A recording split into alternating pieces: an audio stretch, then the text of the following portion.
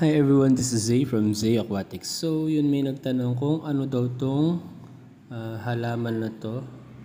Yan, and kung tumutubo ba ito kahit walang lupa. Itong aquatic plant na to is hornwort, and yes, tumutubo sila kahit walang lupa.